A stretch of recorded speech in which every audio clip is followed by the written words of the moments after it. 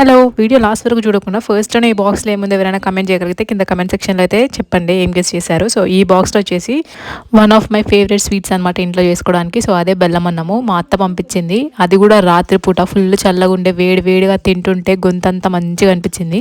ఈ చలికాలం ఏమో గానీ నాకైతే గొంతు పట్టేస్తదనమాట. అంటే గొంతు మొత్తం నసనసగా ఉండడం, అసలేమి తినాలనిపించకపోవడం అట్లా ఉంటది. ఇంకా అదే టైంకి మా అత్త అయితే ఈ స్వీట్ పంపించింది. ఇంకా నేను డిన్నర్ కూడా చేయలేదనమాట గొంతు నొప్పొస్తుందని చెప్పి.